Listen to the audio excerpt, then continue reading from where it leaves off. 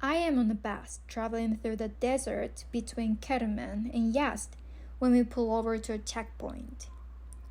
Checkpoints are common along Iranian highways, and I've grown accustomed to stopping every 100 miles or so to watch the driver climb out, papers in hand.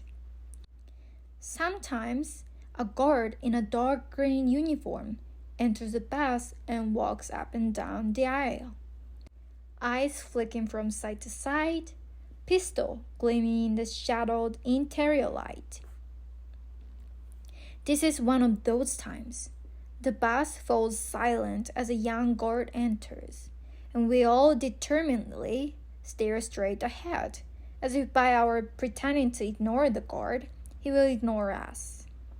We listen to his footfall sound, then the Persian carpet that lines the aisle. Turn, and come back again.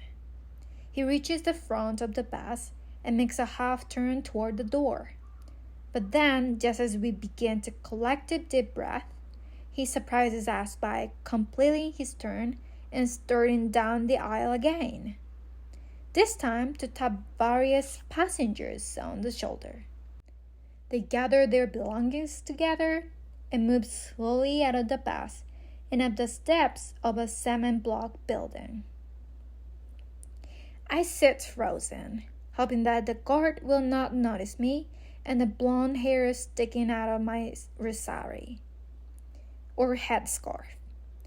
I've seen guards pull passengers off buses before, and although it never seems to be anything serious, the passengers always return within 5 or 10 minutes.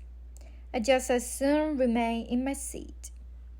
The guard climbs out the bus and I relax, wondering what, if anything, he's looking for.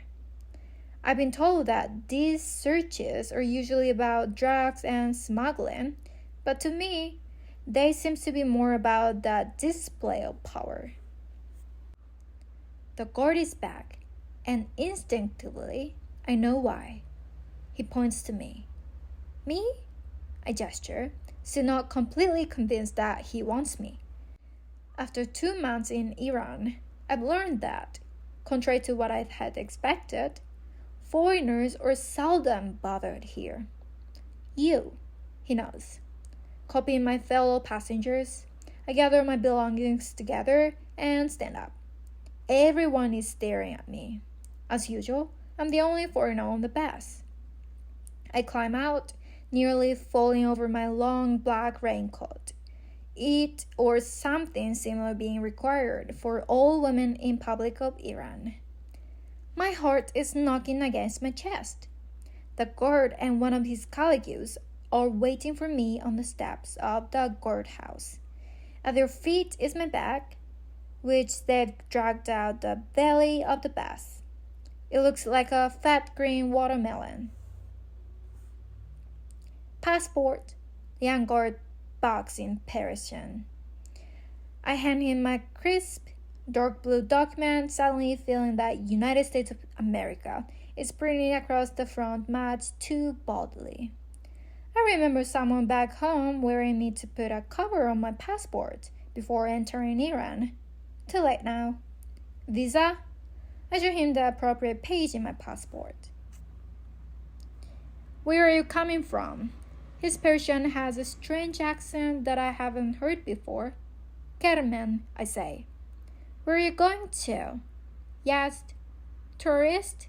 I nod, thinking there is no need to complicate matters by telling him that I'm here in Iran to write a safarname, the Persian word for travelogue or literally travel letter. But then immediately I wonder if I've done the right thing.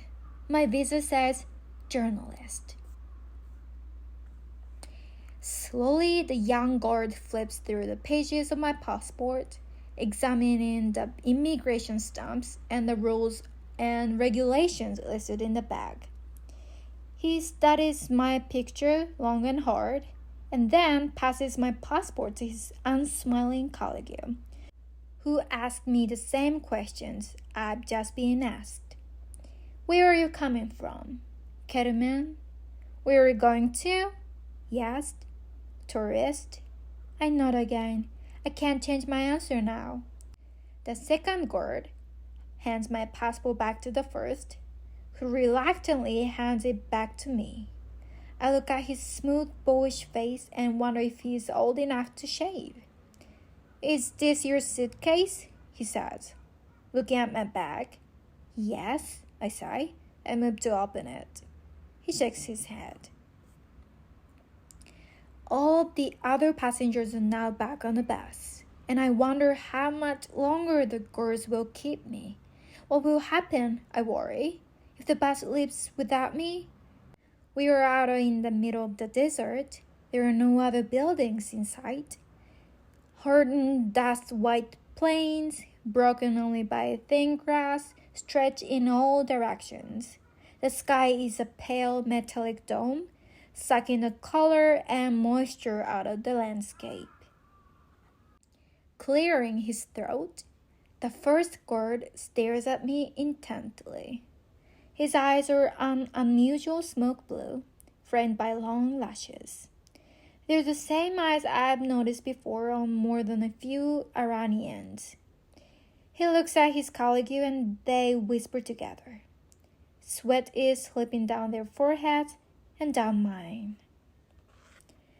Then the first guard straightens his shoulders, takes a deep breath, and blushes. Thank you, he says carefully in stiff, self-conscious English. Nice to meet you. Hello. The second guard is now blushing as furiously as the first. How are you? He falls back into Persian, only some of which I understand. We will never forget this day. You are the first American we've met. Welcome to Islamic Republic Iran. Go with Allah.